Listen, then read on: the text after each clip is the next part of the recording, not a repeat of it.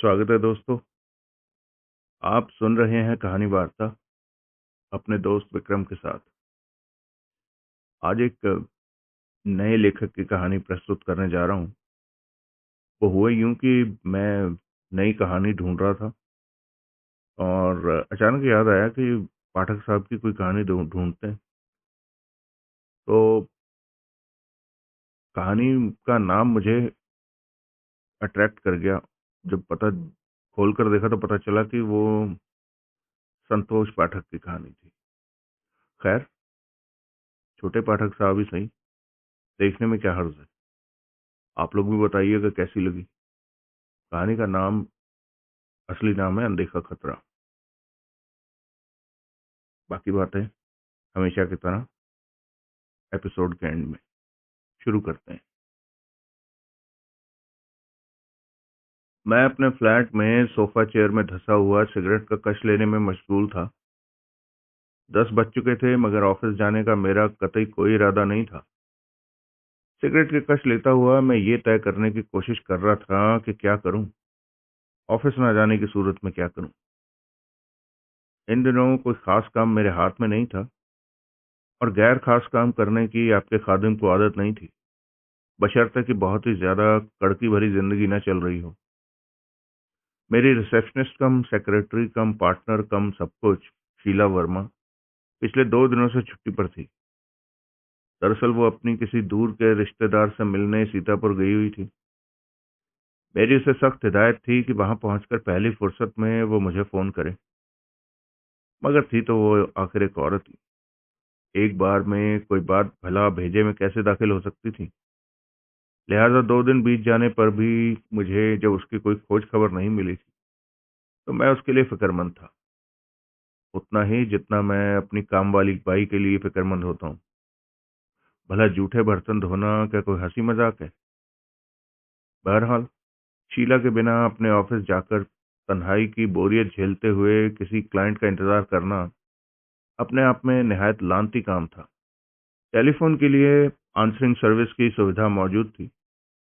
अगर कोई मुझे फोन करता तो मैसेज मुझे मिल जाना था, इसलिए ऑफिस जाना भी जरूरी नहीं था।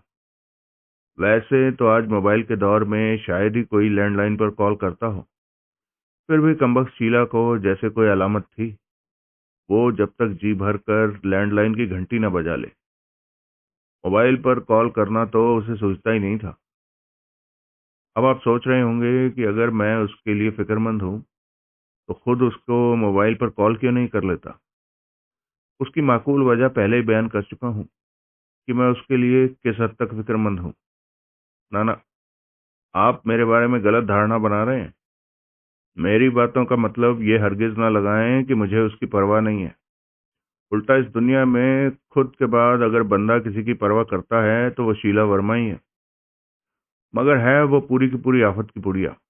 और आफत, जैसा कि आप जानते ही होंगे, जहां जाती है दूसरों को फिक्र में डाल देती है। फिर भला आफत की क्या फिक्र करना। क्या नहीं आता कम वक्त को।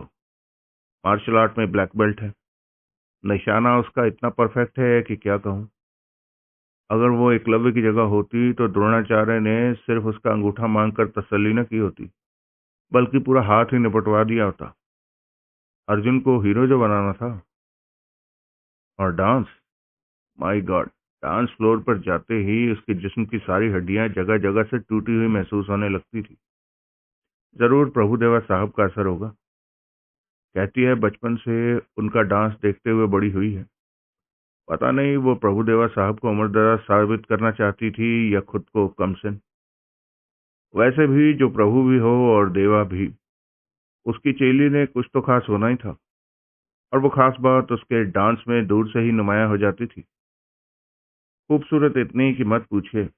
ऐश्वर्या जी पर रहम खाकर उसने मिस वर्ल्ड 1994 की प्रतिस्पर्धा में अपना नॉमिनेशन वापस न लिया होता तो आज आप उसके जलवे देख रहे होते और मुझे उस पर डोरे डालने का कोई चांस ही हासिल नहीं होता।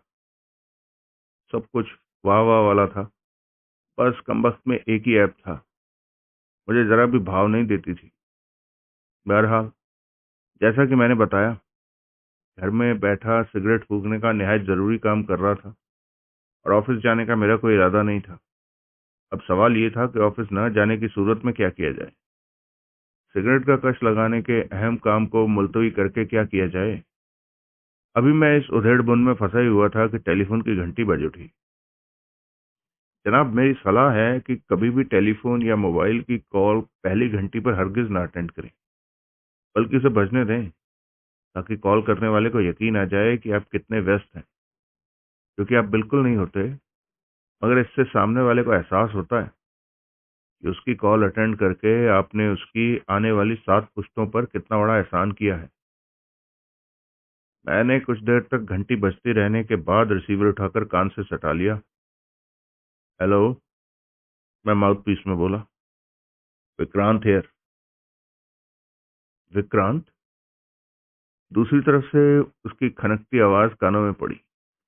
कसम से सच कहता हूँ, पूरे शरीर में चींटियां सी रेंग उठी। मैं शीला बोल रही हूँ। खामोशी छा गई, मगर कानों में उसकी सांसों की उतार चढ़ाव की आवाज आती रही। तुम सुन रहे हो? Yes my dear. एक ही तो अहम काम है इस वक्त जो मैं कर रहा हूँ। मैं सीतापुर में हूँ।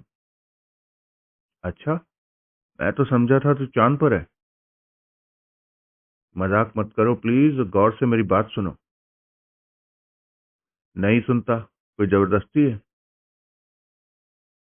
ओफो विक्रांत, वो झुंझुला सी उठी।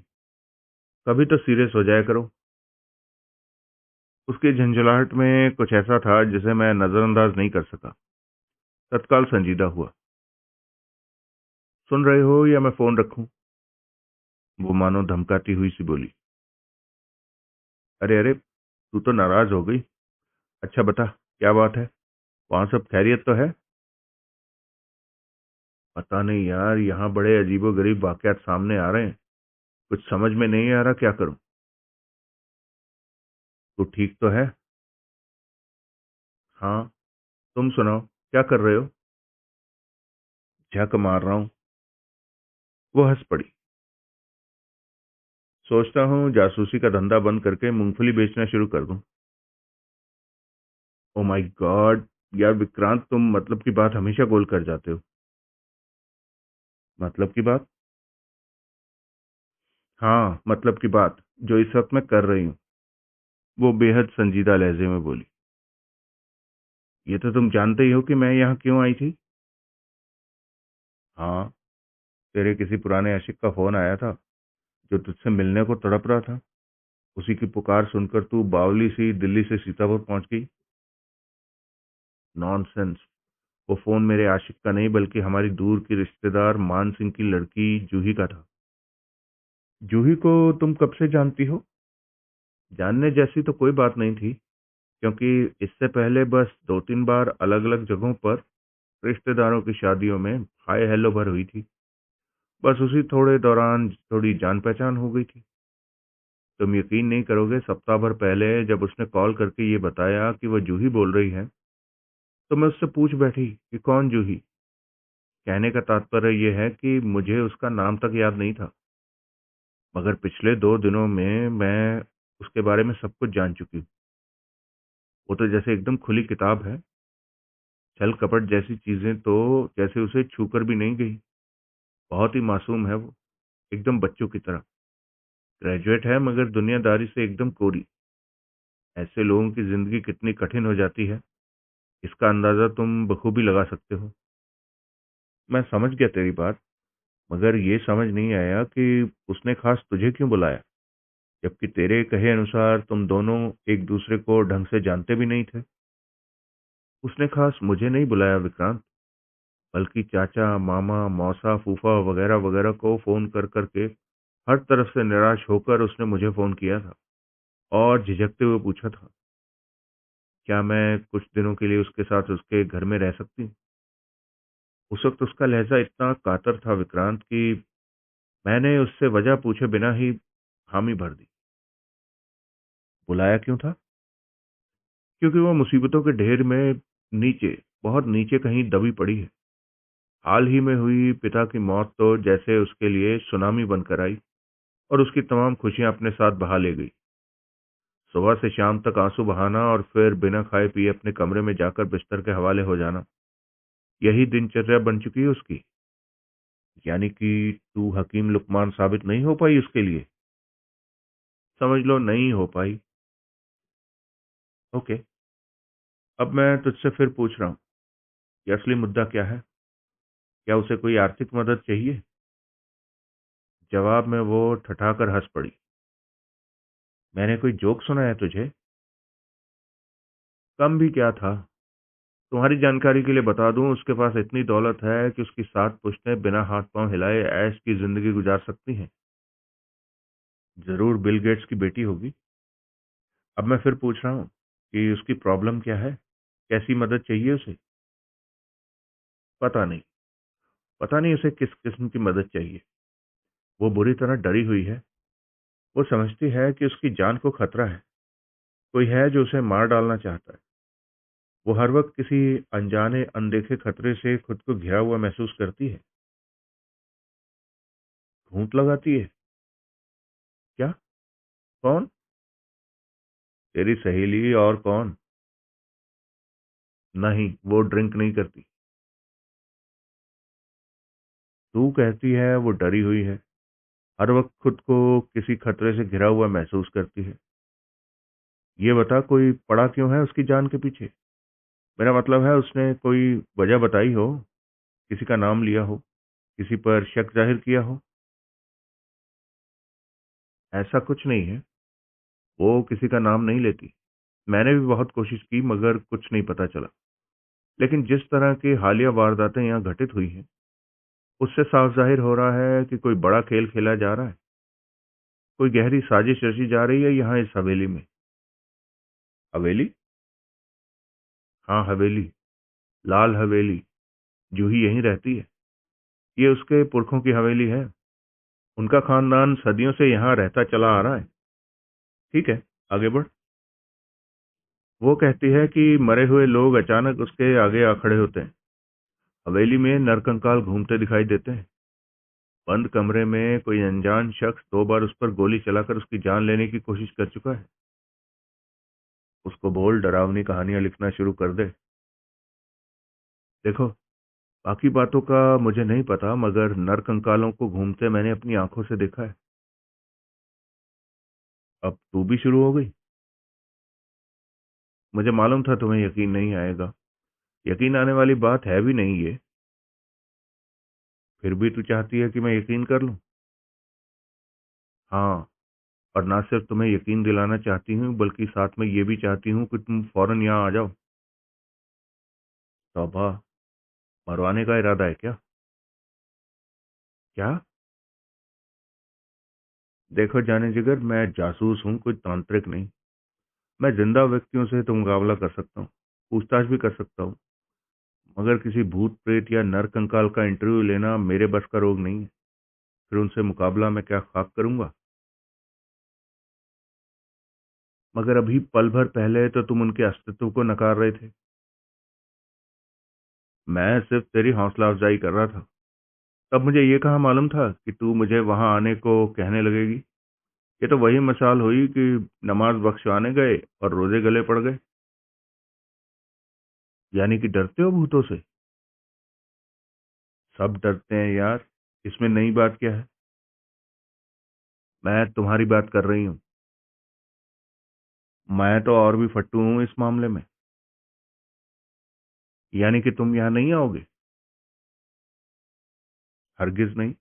अलबत्ता मैं तेरी सहेली की एक मदद जरूर कर सकता हूँ। वो क्या? एक हनुमान चालीसा खरीद कर उसे कुरियर कर देता हूँ। Shut up. तूने शायद पढ़ा नहीं है, उसमें लिखा है जब महावीर नाम सुनावे, भूत पिशाच निकट नहीं आवे। आई से शट अप। मेरी मानो तो फौरन से पेशतर उस भूतिया हवेली से किनारा कर लो। विक्रांत, वो गुर्रा उठी, मैं तुम्हारा खून पी जाऊंगी। हे भगवान, तेरे पर भी असर होने लगा उस भूतिया माहौल का? खून पीने की बातें करने लगी है? विक्रांत प्लीज, जूही सचमुच किसी बड़ी मुसीबत में है। वो अनुरोध भरे स्वर में बोली। उसकी हालत पागलों जैसी होकर रह गई है। अगर यही हाल रहा तो वो सचमुच पागल हो जाएगी। उसका चचेरा भाई तो उसे पागल करार दे भी चुका है। मैंने खुद सुना। वो फोन पर किसी से कह रहा था कि जूही को अब किसी पागल खाने में भर्ती कराना पड़ेगा। नाम क्या है उस जमुरे का? प्रकाश। पहले मुंबई में रहता था अपने पेरेंट्स के साथ, मगर पिछले कुछ महीनों से यहीं डेरा डाले हुए। मैंने आज सुबह ही इस बाबत सवाल किया तो कहने लगा कि वह जूही को इस हालत में छोड़कर कैसे जा सकता है। ठीक है, अब फाइनली बता कि तू मेरे से क्या चाहती है। प्लीज यहाँ आ जाओ। जूही के लिए ना सही मगर मेरी खातिर तो आ ही सकते हो। मैं चांद पर भी जा सकता हूँ मगर सिर्फ तेरी खातिर। थैंक्स यार। कहकर उसने सीतापुर पहुंचकर लाल हवेली पहुंचने का रास्ता समझाया, फिर कॉल डिस्कनेक्ट कर दिया। सिगरेट एस्ट्रे में मसलने के बाद मैं कुर्सी छोड़कर उठ खड़ा हुआ। एक बैग में अपना कुछ जरूरी सामान पैक करने के पश्चात मैंने अपनी 38 कैलिबर की लाइसेंस शुदा रिवॉल्वर निकालकर पतलून की बेल्ट में खोस कर ऊपर से कोट का बटन बंद कर लिया और कुछ एक्स्ट्रा राउंड अपनी जेब में रखने के पश्चात अपना फ्लैट छोड़ दिया। अपनी मोटरसाइकिल द्वारा मैं नीलम तंवर के ऑफिस पहुंचा। रिसेप्शनिस्ट ने बिना पूछे ही मुझे बता दिया कि वो ऑफिस में मौजूद थी। 28 के पेटे में पहुंची नीलम बेहद खूबसूरत युवती थी। वो क्रिमिनल लॉयर थी। इस पेशे में उसने खूब नाम कमाया था। आज की तारीख में वो वकीलों की फर्म घोषाल एंड एसोसिएट्स की मालिक थी। उससे मेरी मुलाकात लगभग 5 साल पहले एक कत्ल के केस में हुई थी। बाद में घटनाक्रम कुछ यूं तेजी से घटित हुए कि उसके बॉस अभिजीत घोषाल का कत्ल हो गया, जो कि इस फर्म का असली मालिक था। घोषाल बेऔलाद विदुर था। हैरानी की बात यह थी कि उसने अपनी वसीयत में नीलम को अपना उत्तराधिकारी घोषित कर रखा था, जो कि महज उसके फर्म के दूसरे वकीलों की तरह ही एक वकील थी। बहरहाल उसके कत्ल के बाद उसकी तमाम चल अचल संपत्ति जैसे छप्पर फाड़ कर नीलम की गोद में आ गिरी थी। लिहाजा जिस ऑफिस में वो नौकरी भर करती थी, आज उसकी इकलौती मालिक थी। और वो सोचती थी कि ये सब मेरी वजह से हुआ था। मैंने भी उसकी ये गलतफहमी दूर करने की कभी कोशिश नहीं की।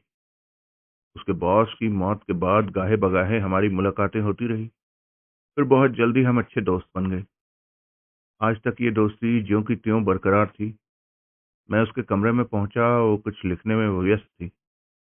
हेलो, मैं धीरे से बोला। हेलो। उसने सिर ऊपर उठाया और चहकती सी बोली, hello Vikrant, please have a seat.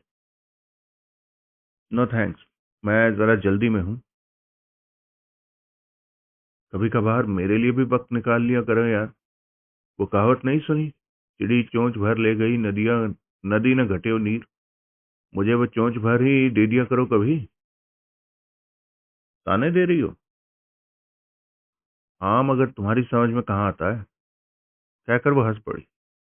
मैंने उसकी हंसी में पूरा साथ दिया। कहीं बाहर जा रही हो? हाँ। कहाँ? मैंने बताया। किसी केस के सिलसिले में या फिर? मालूम नहीं। लेकिन जा रहे हो? हाँ, शीला भी वही है। उसी ने फोन करके मुझे वहां बुलाया। ओह, यूं बोलो ना, ऐश करने जा रहे हो। मुझे तुम्हारी कार चाहिए। मैं उसकी बात को नजरअंदाज करके बोला। उसने कार की चाबी मुझे पकड़ा दी। मुझे वहां हफ्ता 10 रोज या इससे ज्यादा भी लग सकते हैं। क्या फर्क पड़ता है यार, वो बोली। वैसे अगर तुम चाहो तो मैं ड्राइवर को तुम्हारे साथ भेज दूं। लंबा सफर है, थकान से बच जाओगे।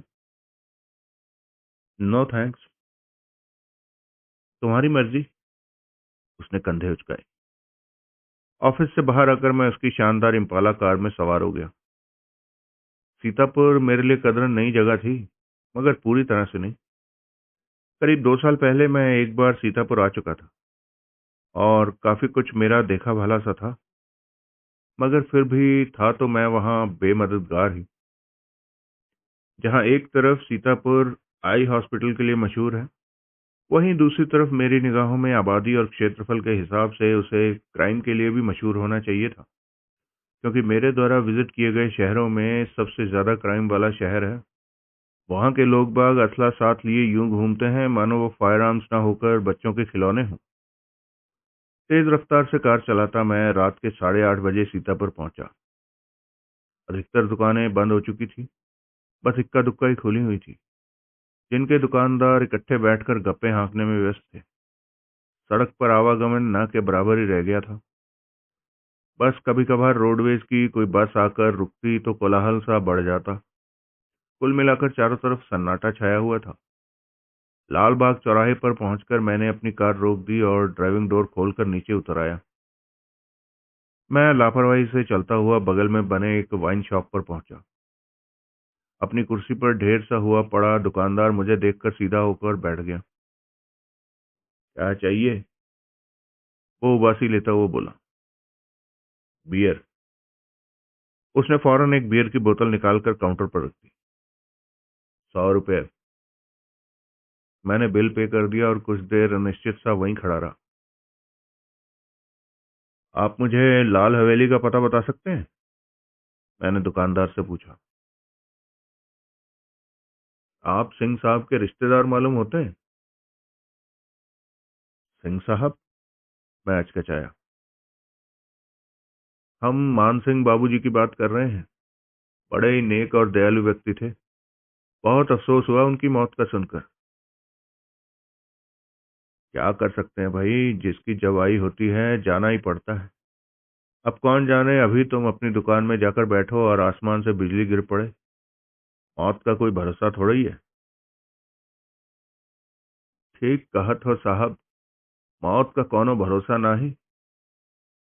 मेरी बात से सहमति जताता हुआ वो दुकान से बाहर निकल आया और फिर उसने विधिवत ढंग से मुझे रास्ता बताया और वापस अपनी दुकान में जाकर बैठ गया।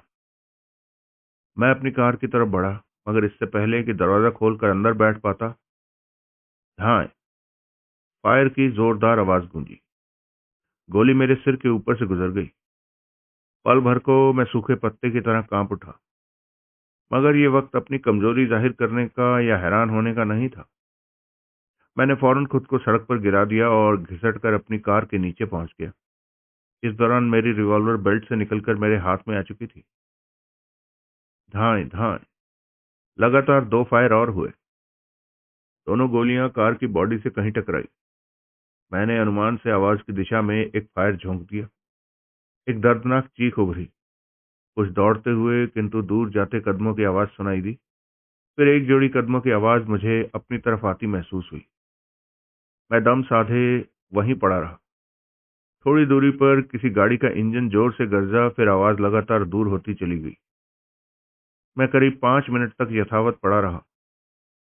तत्पश्चात सावधानी से कार के नीचे से बाहर निकल आया। वाइन शॉप का अटेंडेंट ज्यों का त्यों अपनी दुकान में बैठा कान से मक्खी उड़ा रहा था, मानो गोलियां न चली हों, किसी बच्चे ने पटाखा फोड़ा हो। मैंने अपने कपड़ों से धूल झाड़ी और एक उड़ती सी नजर अपने आसपास डालने के पश्चात मैं कार के अंदर जा बैठा। अभी मैं कार स्टार्ट भी नहीं कर पाया था कि मुझे पिछली सीट पर हलचल का आभास मिला। खतरा। मेरे दिमाग ने चेतावनी दी, मगर तब तक देर हो चुकी थी। खबरदार। पीछे से रौबदार आवाज गूंजी। हिलना नहीं। मैं जहां का तहां फ्रीज होकर रह गया, क्योंकि अपनी गर्दन पर चुभती किसी पिस्तौल की ठंडी नाल का एहसास मुझे हो चुका था। मुझे अपनी कम अकली पर तरस आने लगा। मैं बड़ी आसानी से उनके जाल में फंस गया था। बिना किसी शरारत के अपनी रिवॉल्वर मुझे दे दो। मैंने चुपचाप रिवॉल्वर उसे सौंप दी। तब वो दोनों सीटों के बीच से गुजरता हुआ अगली सीट पर मेरे पहलू में आकर बैठ गया। उसकी पिस्तौल की नाल अब मेरी पसलियों को टहुक रही थी। मैंने उसकी शक्ल देखी। तकरीबन 40 के पेटे में पहुंचा हुआ वो तंदुरुस्त शरीर वाला, सांवला किंतु बेहद रौब-दाब वाला व्यक्ति था। उसके चेहरे पर कठोरता थी और होठों पर एक विशैली मुस्कान नाच रही थी। गाड़ी को वापस मोड़ो, उसने हुक्म दिया। मगर जल्दी करो, वो सर्द लहजे में बोला। मेरे ऊपर गोली तुमने चलाई थी? जुबान बंद रखो। उसने रिवॉल्वर से मेरी पसलियों को टहोका। यू टर्न लो फौरन। मैंने कार वापस मोड़ दी। गुड, अब सामान्य रफ्तार से आगे बढ़ो। मैंने वैसा ही किया। वो जो भी था मजा हुआ खिलाड़ी था। एक पल को भी उसने लापरवाही नहीं दिखाई, ना ही कार की स्पीड तेज करने दी, वरना मैं तेजी से ब्रेक लगाकर उसके चंगुल से निकलने की कोई जुगत कर सकता था। तकरीबन 5 मिनट तक कार चलाने के बाद मेरी जान में जान तब आई जब सीतापुर कोतवाली के सामने पहुंचकर उसने कार अंदर ले चलने को कहा। कंपाउंड में पहुंचकर मैंने कार रोक दी। निश्चय ही वो कोई पुलिसिया था। मुझे लेकर वो एक ऐसे कमरे में पहुंचा जिसमें पहले से ही एक सब इंस्पेक्टर और एक कांस्टेबल मौजूद थे। उसे देखते ही वो दोनों उठ खड़े हुए और बिना कुछ कहे चुपचाप कमरे से बाहर निकल गए। बैठो, वो खुद एक कुर्सी पर ढेर होता हुआ बोला। शुक्रिया। मैं बैठ गया। कुछ देर तक वो अपनी एक्सरे करती हुई निगाहों से मुझे घूरता रहा। यूं महसूस हुआ जैसे वो खुर्दबीन से किसी कीड़े का परीक्षण कर रहा हो। 2 मिनट पश्चात, कहीं बाहर से आए हो? वो बोला। मैंने सिर हिलाकर हामी भर दी। कहाँ से? दिल्ली से। दिल्ली में कहाँ रहते हो? कहते हुए उसने एक राइटिंग पैड और पेन उठा लिया। तारा अपार्टमेंट्स में। करते क्या हो? प्राइवेट डिटेक्टिव हूँ। दिल्ली में रैपिड इन्वेस्टिगेशन नाम से ऑफिस है मेरा। ओ आई सी। इस बार उसने नए सिरे से मेरा मुआयना किया। नाम क्या है तुम्हारा? विक्रांत। विक्रांत गोखले। यहाँ क्या करने आए हो? किसी से मिलने के लिए आए। किससे? मान सिंह जी के यहाँ, लाल हवेली में। सच कह रहे हो? सिर्फ मिलने आए हो? मैं झूठ नहीं बोलता। जरूर राजा हरिश्चंद्र के खानदान से होगे। मैं खामोश रहा। मुझे लगता है तुम हवेली में हो रहे हंगामों की वजह से आए हो। कैसा हंगामा? वहीं पहुंचकर मालूम कर लेना।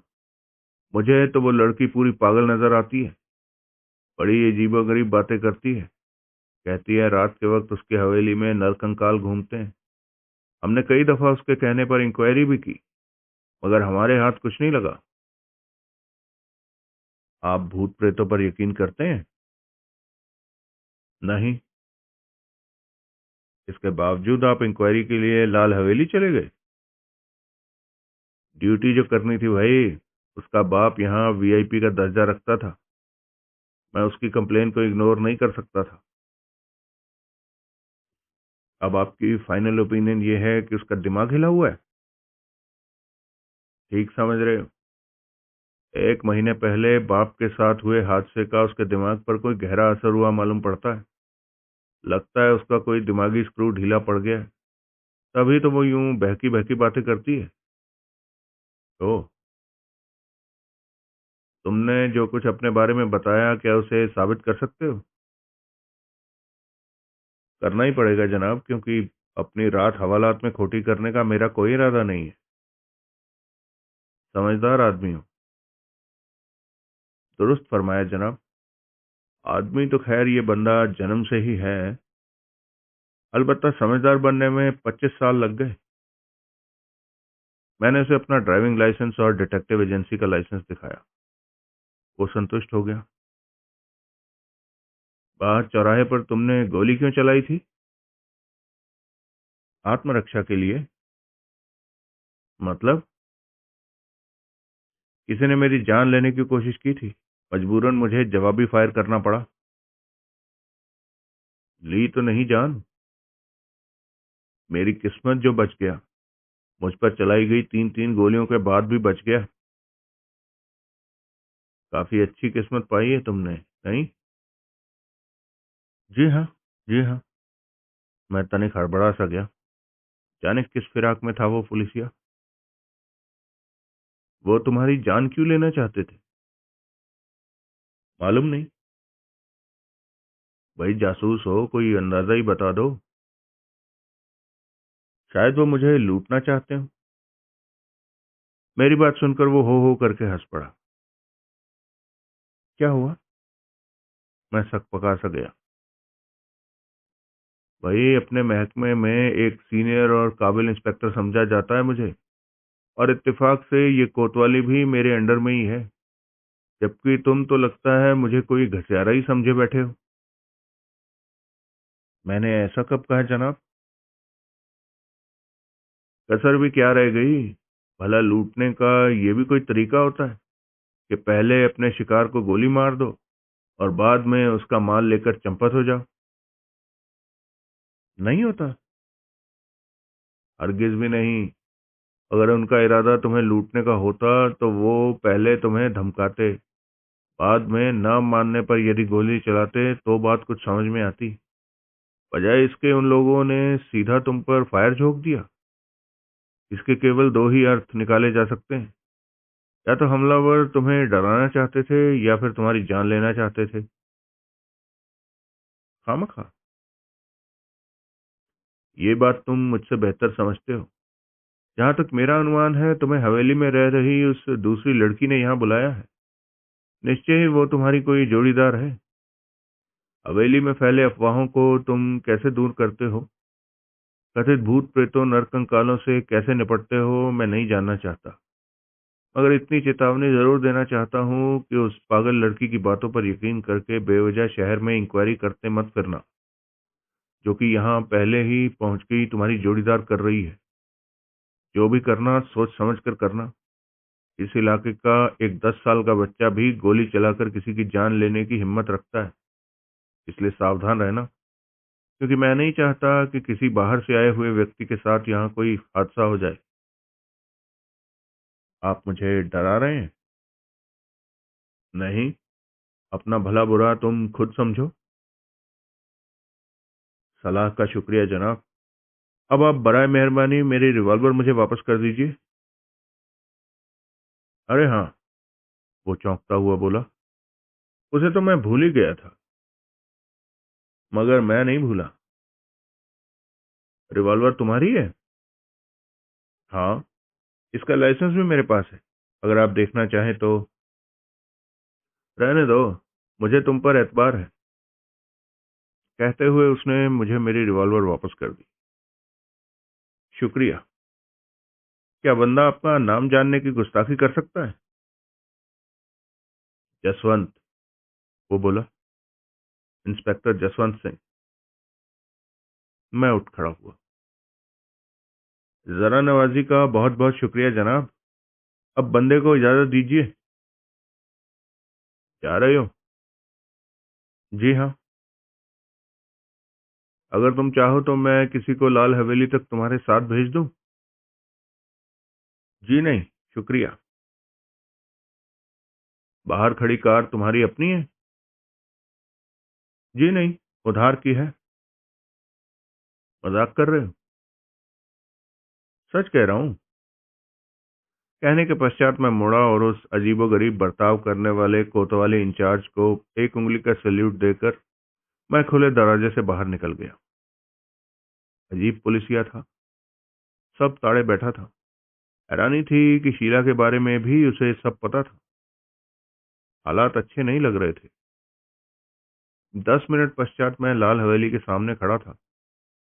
शीला ने उसका वर्णन ही कुछ यूं किया था कि उसे पहचानने में कोई भूल हो ही नहीं सकती थी।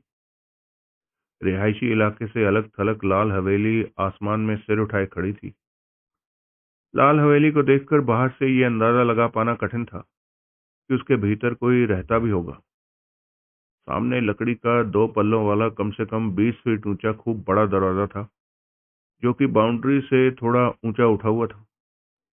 दाईं ओर वाले पल्ले में एक छोटा दरवाजा बना हुआ था, जो पैदल आने जाने का इस्तेमाल में लाया जाता होगा। इस घड़ी वो दरवाजा भी बंद था। विशालकाय दरवाजे के दोनों तरफ पत्थरों को तराश कर बनाए गए दो शेर मुंह खोले खड़े थे, जिनके सफेद दांत दूर से ही चमक रहे थे। वहां के माहौल में मौत सा सन्नाटा पसरा हुआ था। कहना महाल था कि वहां के बाशिंदे उस खामोशी को, उस मनहूसियत को कैसे झेल पाते होंगे। सदर दरवाजे के नजदीक पहुंचकर मैंने लंबा हॉर्न बजाया। तत्काल प्रतिक्रिया सामने आई। दरवाजे में हिलडुल हुई। चर्र की आवाज करता हुआ हवेली का विशाल फाटक का एक पल्ला खुलता चला गया। मैंने इधर उधर निगाह दौड़ाई, मगर दरवाजे के पल्लों को खोलते हाथों को देख पाने में कामयाब नहीं हो पाया। भीतर दाखिल होकर मैंने पुनः गेट खोलने वाले की तलाश में इधर उधर निगाहें दौड़ाई, मगर कोई दिखाई नहीं दिया। मैं कार सहित भीतर प्रवेश कर गया। पूरी हवेली अंधकार में विलीन थी। कहीं से भी किसी प्रकार की रोशनी का आभास मुझे नहीं मिला। तकरीबन 100 मीटर लंबे और 20 फुट चौड़े ड्राइववे से गुजरकर मैं इमारत के पोर्च में पहुंचा। पोर्च की हालत कदरन बढ़िया थी। हाल फिलहाल में वहां रंग रोगन होकर हटा महसूस होता था। पेंट की मुश्क अभी भी वहां की फिजा में महसूस हो रही थी। कार रोकने के पश्चात मैंने डन हिल का पैकेट निकालकर एक सिगरेट सुलगा लिया और वहां के माहौल का जायजा लेने लगा। इस दौरान आदमजात के दर्शन मुझे नहीं हुए। पहले मैंने सोचा हॉर्न बजाऊं, फिर मैंने अपना इरादा मुलतवी कर दिया। उम्मीद थी कि कार के इंजन की आवाज सुनकर कोई न कोई अवश्य बाहर आएगा, मगर ऐसा नहीं हुआ। सिगरेट खत्म होते ही मैं कार से बाहर निकल गया। तभी दूर कहीं से उल्लू के बोलने की आवाज सुनाई दी और फड़फड़ाता हुआ एक चमगादड़ मेरे सिर के ऊपर से गुजर गया। पर बस ही मेरे रोंगटे खड़े हो गए। साएं साएं की आवाज करती हुई हवा और दूर कहीं कुत्ते के रोने की आवाज इस हवेली के माहौल को और भी भयावह बनाए दे रही थी। कहीं से भी जीवन का कोई चिन्ह नजर नहीं आ रहा था। वहां रिहाइश कम और किसी हॉरर फिल्म का सेट ज्यादा नजर आ रहा था। मुझे यूं महसूस हो रहा था जैसे गलती से मैं किसी कब्रिस्तान में आ पहुंच गया। हर तरफ अजीब सी मनहूसियत फैली हुई थी। ऐसी वीरान जगह में तो भूत प्रेतों के दखल के बिना भी इंसान का हार्ट फेल हो सकता था। मैंने दरवाजा खुलवाने का विचार मुलतवी कर दिया और एक सिगरेट सुलगाकर टहलता हुआ वापस सदर दरवाजे की ओर बढ़ा। कुछ आगे जाने पर दरवाजा दूर से ही दिखाई देने लगा, जिसे कि पुनः बंद किया जा चुका था। मगर उसके आसपास आदमजात के दर्शन मुझे अभी भी नहीं हुए, या फिर अंधेरे की गहनता के कारण मैं उन्हें नहीं देख पा रहा था। अरे कोई है भाई यहाँ? दरवाजे के कुछ और नजदीक आकर आसपास देखते हुए मैंने आवाज लगाई। जवाब नदारद। कोई सुन रहा है भाई? इस बार मैं तनिक ऊंचे स्वर में बोला। जी साहब जी। मेरे पीछे भर्राई सी आवाज गूंजी। मैं फौरन आवाज की दिशा में पलट गया। कहाँ जाएंगे? पुनः वही आवाज। सामने निगाह पड़ते ही मैं एक क्षण को भीतर तक कांप उठा। क्या करता? नजारा ही कुछ ऐसा था। मेरे सामने एक नरकंकाल खड़ा था। मेरा दिल हुआ जोर जोर से चीखना शुरू कर दूं, मगर दूसरे ही पल मैंने खुद को काबू कर लिया। मैंने रिवॉल्वर निकालकर हाथ में ले लिया और सधे कदमों से उसकी ओर बढ़ा। मेरा दिल हरगिज भी यह मानने को राजी नहीं था कि एक कंकाल मुझसे बातें कर रहा है। मैंने अभी पहला कदम ही उसकी ओर बढ़ाया था कि अचानक जैसे आसमान टूट पड़ा। मेरे सिर के पृष्ठभाग पर किसी वजनी चीज से प्रहार किया गया। मेरे हलक से दर्दनाक चीख निकली और मेरी चेतना लुप्त होने लगी। तभी उस नरकंकाल के दाहिने हाथ की हड्डी मेरी तरफ बढ़ी। मुझे लगा वो मेरा गला दबाना चाहता है। मैंने अपने शरीर की रही सही शक्ति समेट कर हाथ से छूट चुकी रिवॉल्वर की तलाश में इधर उधर हाथ मारना शुरू किया। तभी फिर किसी ने मेरे सिर पर वार कर दिया। इस बार मैं खुद को बेहोश होने से नहीं रोक पाया। दोबारा जब मुझे होश आया तो मैंने खुद को एक बड़े कमरे में लंबे चौड़े पलंग पर लेटा हुआ पाया। बेहोशी से पूर्व की घटना को याद करके मैं फौरन उठकर बैठ गया। तभी मुझे अपने सिर से उठती टीसों का एहसास हुआ।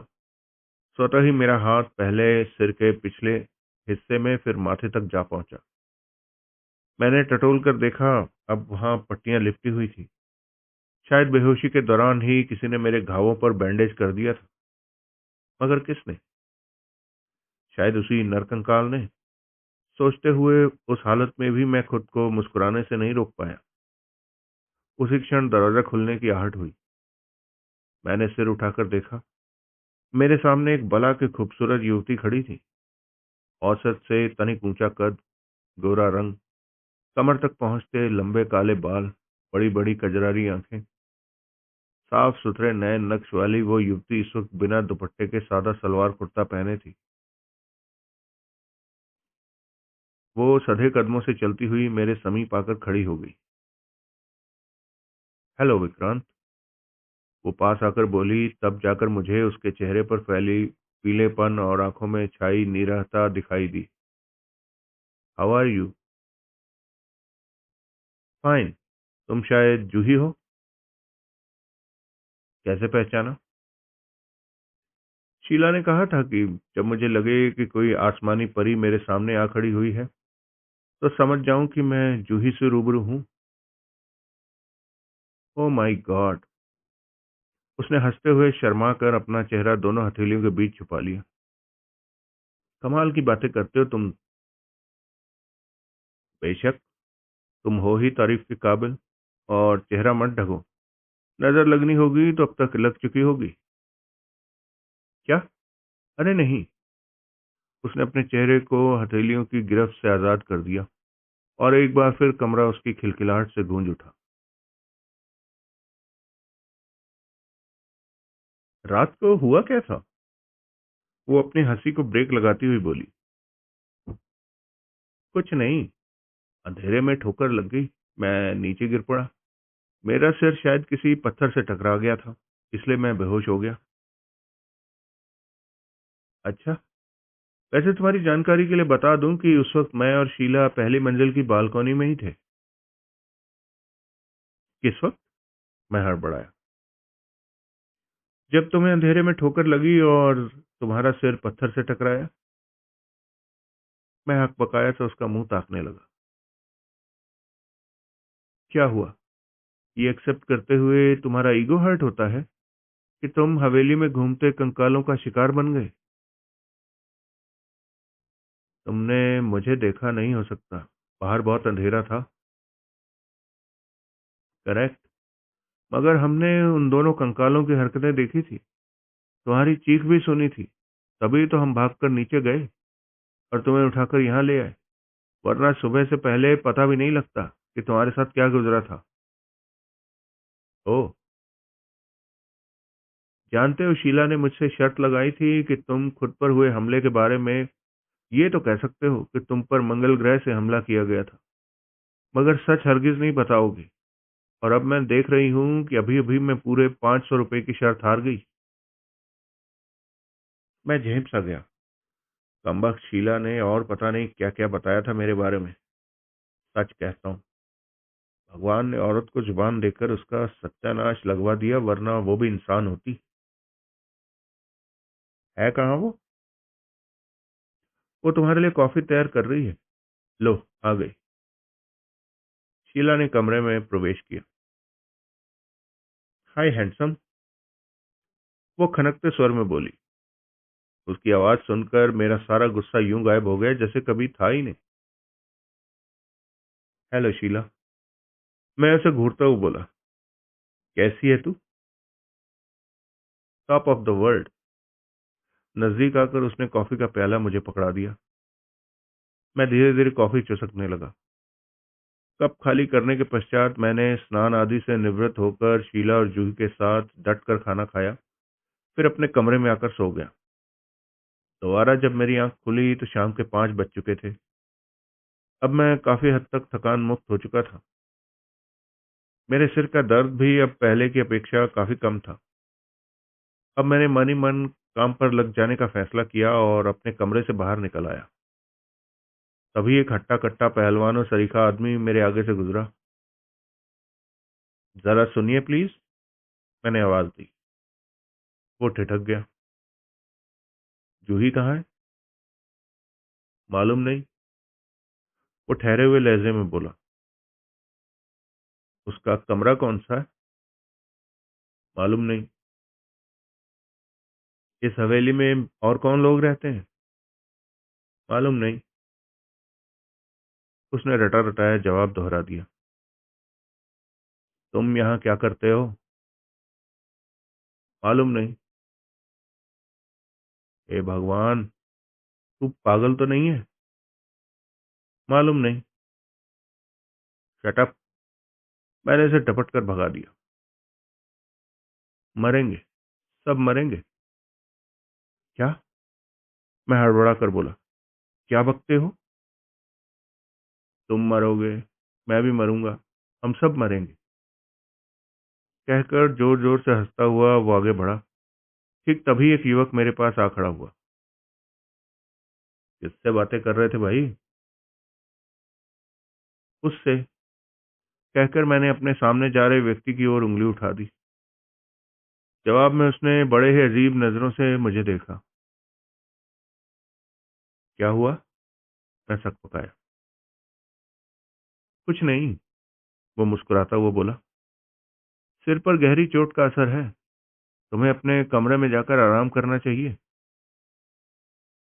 क्या कहना चाहते हो? साफ साफ कहो। अभी तुम यहाँ खड़े होकर अपने आप से बातें कर रहे थे। यही कहना चाहता हूँ। यकीनन सिर पर लगी चोट का असर होगा। तुम्हें एमआरआई करवाना चाहिए। कई बार ऐसी चोट घातक सिद्ध होती है। लापरवाही मत दिखाना। कहकर वो तनिक ठिठका, फिर बोला।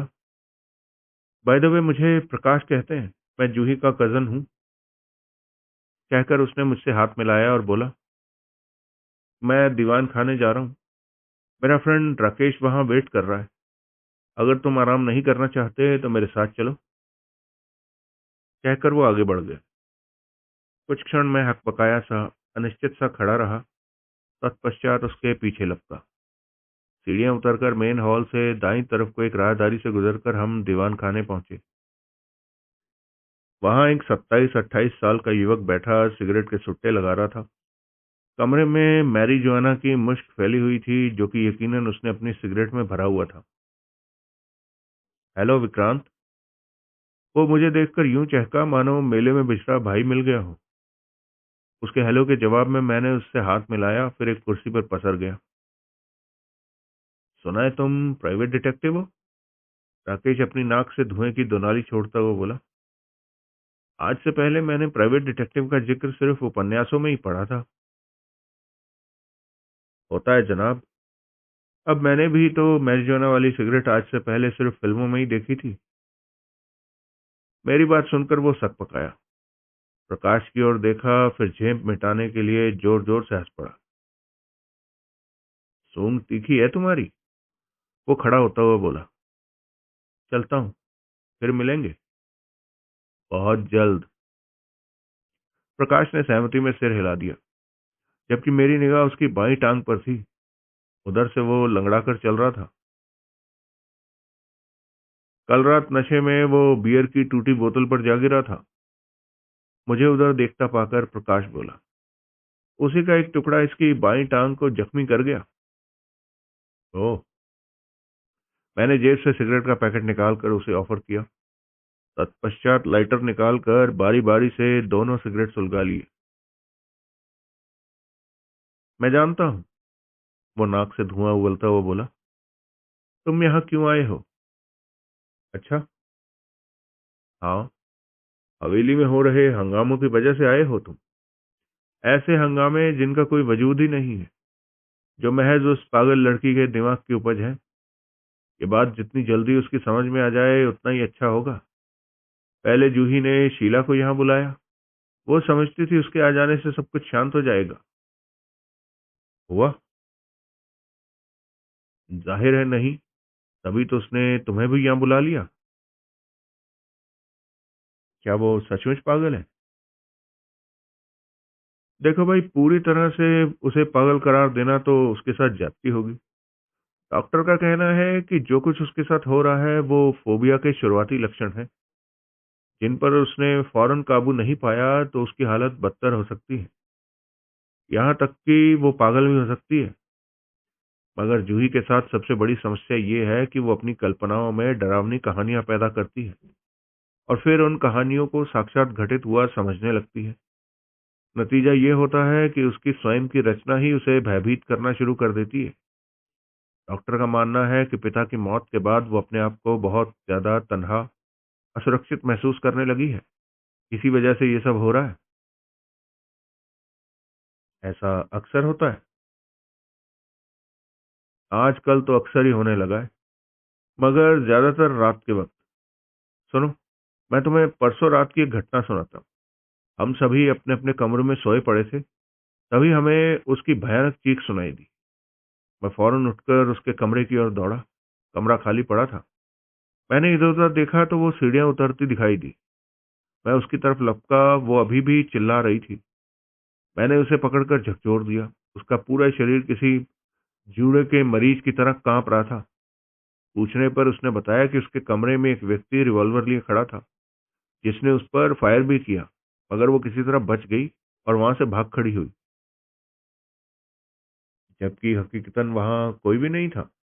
ये तुम पहले ही उसके कमरे में जाकर देख चुके थे, मैं बोला। एग्जैक्टली यही बात थी। तब तक सभी लोग इकट्ठे हो चुके थे। हमने हवेली का कोना कोना छान मारा, कहीं कोई नहीं था। हमने उसके कमरे की भी भरपूर तलाशी ली, मगर वो गोली जो कि खुद जूही के कथनानुसार उस पर चलाई गई थी, बरामद नहीं हो सकी। देखो, हालांकि ये मुमकिन नहीं है कि हमलावर पलक झपकते ही वहां से गायब हो गया हो, फिर भी मान लेते हैं कि वो किसी तरह भागने में सफल हो गया। पर क्या ये मानने वाली बात थी कि जाते वक्त वो कमरे से अपने द्वारा चलाई गई गोलियां भी उठाकर ले गया हो? नहीं, गोलियां ढूंढना वक्त खाऊ काम था। मैंने उसकी बात से सहमति जताई। क्या ऐसा पहले भी कभी हुआ था? हाँ, वो बोला। कम से कम हफ्ते में एक रोज तो यकीनन ऐसी कोई ना कोई घटना घटित हो ही जाती है, जो हम सभी को डिस्टर्ब करके रख देती है। ये सिलसिला शुरू कब हुआ था? बताया तो था, करीब एक महीना पहले, अंकल की मौत के बाद से। यकीनन वो अभी तक पिता की मौत का सदमा बर्दाश्त नहीं कर पाई है। अंकल थे तो कितनी खुशियां थी इस हवेली में। अब तो याद करना पड़ता है कि आखिरी बार हम कब खिलखिलाकर हंसे थे, कब हमने एक साथ डिनर किया था। उसकी आवाज भर्रा सी गई। और जूही की माता जी, उनको गुजरे तो एक अरसा बीत गया। तब जूही और मैं 14 या 15 के रहे होंगे। जूही अंकल के ज्यादा करीब थी, शायद इसलिए माँ की मौत से बहुत जल्दी उबार लिया था उसने खुद को। मान सिंह जी की, खुदा उन्हें जन्नत बख्शे। मौत कैसे हुई थी? मेरा मतलब है, वो अपनी स्वाभाविक मौत मरे थे या फिर? मैंने अपनी बात अधूरी छोड़ दी। देखो, अंकल की मौत को स्वाभाविक मौत नहीं कहा जा सकता। वो एक भयानक हादसा था, जो कि हम सभी पर भारी गुजरा था। हुआ क्या था? कब की बात है ये? बताया तो, एक महीने पहले। सॉरी। वो क्या है कि मंगलवार को मेरी याददाश्त ठीक से काम नहीं करती। मगर आज तो बुधवार है। जानता हूँ, शायद हैंगओवर का असर है।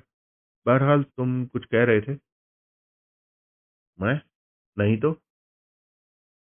अरे, तुम मुझे अपने अंकल के साथ हुए हादसे के बारे में बताने जा रहे थे। वापस आ गई लगता है। क्या? तुम्हारी याददाश्त? मैं हंसा। उसने मेरी हंसी में मेरा साथ दिया। उस रोज जूही का जन्मदिन था, वो याद करता हुआ बोला। उसके बर्थडे पर हर साल हवेली में एक बड़ी पार्टी रखी जाती है, जिसमें शहर के तमाम नामी गिरामी लोगों को आमंत्रित किया जाता है। उस रोज की पार्टी में भी इसी तरह के लोगों की शिरकत थी। तकरीबन 8:30 बजे, जबकि पार्टी अपने जलाल पर थी, तभी अंकल के क्लोज फ्रेंड शेष नारायण शुक्ला जी ने अंकल को खोजना शुरू किया। उन्होंने अंकल की तलाश में इधर उधर लोगों से पूछना शुरू कर दिया। फिर जूही से पूछा तो उसने बताया कि वो इस वक्त छत पर हो सकते थे। तत्काल एक नौकर को हवेली की छत पर भेजा गया, जिसने आकर बताया कि अंकल वहां भी नहीं थे। थोड़ी ही देर में पार्टी का मजा किरकिरा हो गया। लोग बाग एंजॉय की जगह अंकल को तलाश करने में लग गए। तकरीबन आधे घंटे बाद किसी ने आकर बताया कि वे हवेली के बाईं ओर वाले हिस्से में मृत पड़े हैं। सब लोग फौरन उसी जगह जा पहुंचे। पार्टी में उस रोज कोतवाली इंचार्ज जसवंत सिंह भी आया हुआ था। उसने तत्काल वहां की कमान अपने हाथ में ले ली और बड़ी मुश्किल से लोगों को लाश से दूर रहने के लिए तैयार कर पाया। बाद में काफी पूछताछ के बाद पुलिस ने निष्कर्ष निकाला कि पार्टी के दौरान वो 8 बजे छत पर पहुंचे। वहां किसी कारण से रेलिंग से नीचे झांक रहे होंगे, तभी उनका बैलेंस बिगड़ गया। अत्यधिक पिए होने की वजह से वो खुद को संभाल नहीं सके। नतीजतन दूसरी मंजिल की छत से नीचे जा गिरे। मगर पार्टी छोड़कर वो उतनी रात छत पर क्यों पहुंच गए? ये उनका रूटीन वॉक का टाइम था। वो रोज रात 8 बजे हवेली की छत पर टहलने चले जाया करते थे। तभी तो जूही ने मेहमानों को बताया था कि वो छत पर हो सकते थे।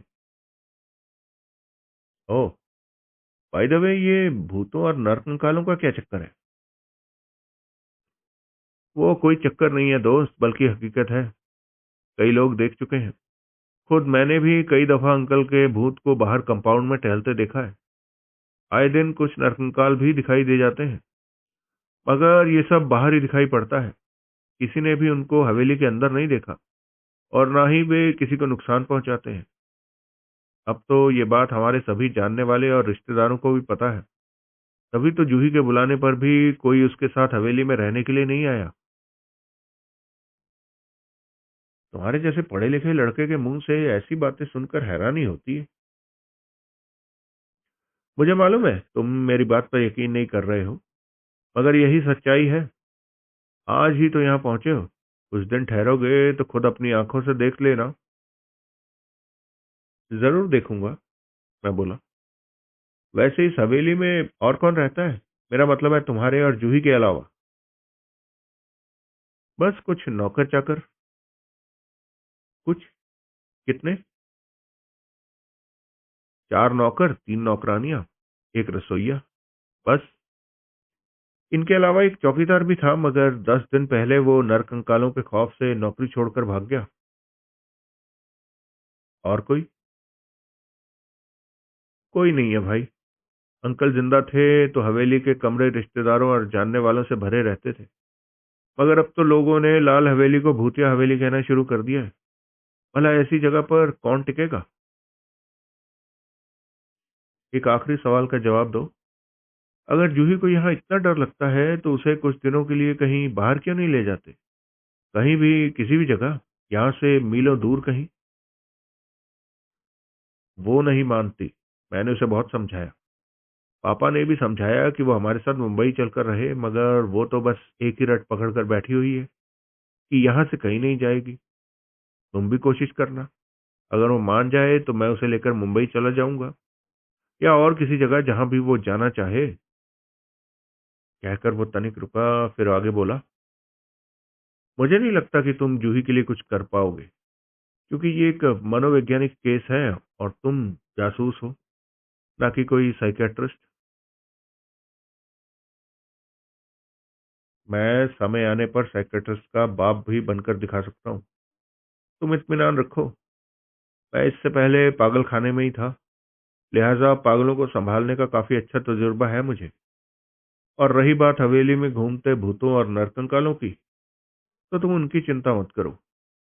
मेरी शक्ल देखने के बाद तो जिंदा इंसान भाग खड़ा होता है, फिर मुर्दों की तो बिसात ही क्या है। जवाब में वो ठठाकर हंस पड़ा। अगर तुम जूही के लिए कुछ कर सके तो मैं आजीवन तुम्हारा एहसानमंद रहूंगा, वो उठता हुआ बोला। फिलहाल तो मैं चला, मुझे कहीं बाहर जाना है। शाम को फिर मुलाकात होगी। जरूर। मैं भी उठ खड़ा हुआ। वैसे तुम्हारे अंकल माल पानी कितना छोड़ गए?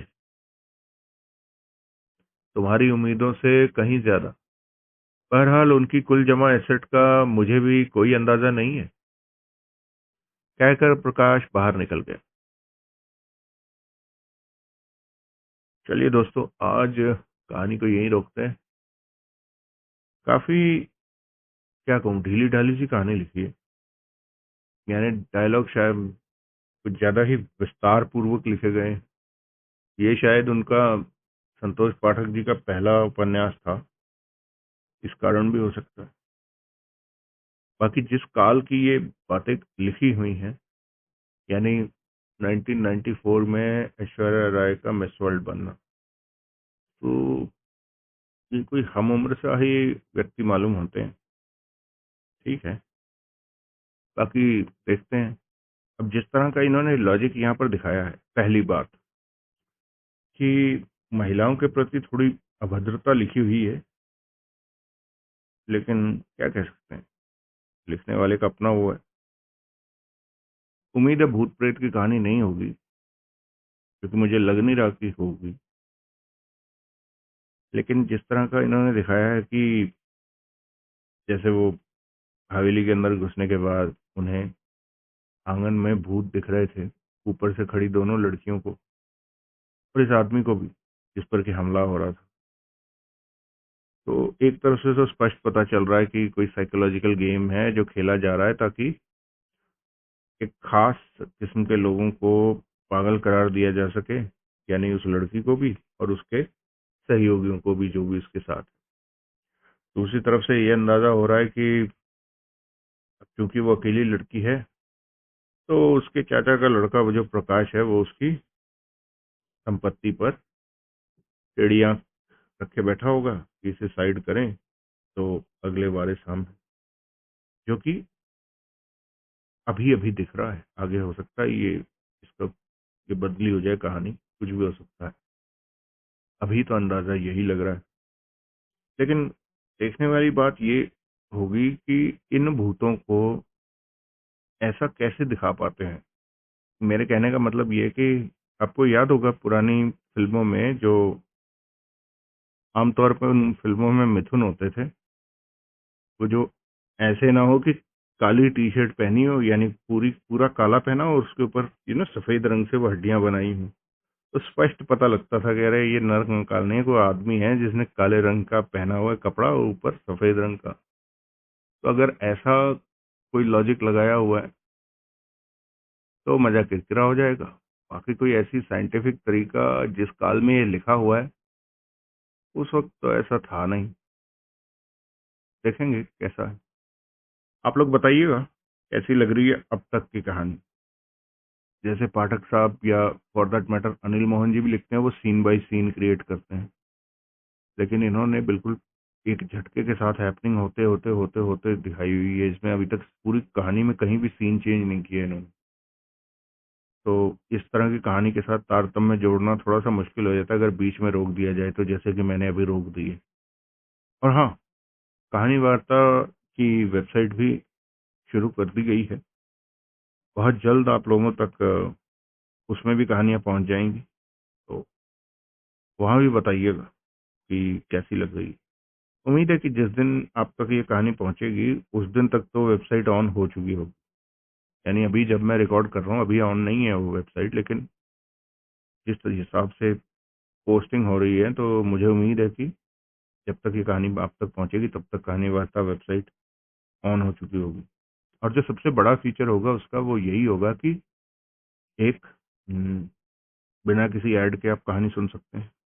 हाँ, पेड तो वो होगी, क्योंकि भाई बहुत पहले आदरणीय जावेद अख्तर जी और सलीम जी ने दोनों ने मिलकर लिखा है अपनी कालजयी रचना शोले में, कुमारी बसंती कहती हैं सुकुमार धर्मेंद्र से कि यदि घोड़ा घास से दोस्ती करेगा, अर्थात अश्व यदि घास से मित्रता कर लेगा तो खाएगा क्या। मुझे लगता था कि हाँ, शायद ये कहने की ये कोशिश कर रहे हैं कि ठीक है, घोड़े को घास नहीं खिलाएंगे, फिर चने वने खिला देंगे, तो उस चने खिलाने के लिए पैसे मांग रही है। बाद में बड़े होने के बाद समझ में आया कि कहना क्या चाह रहे थे।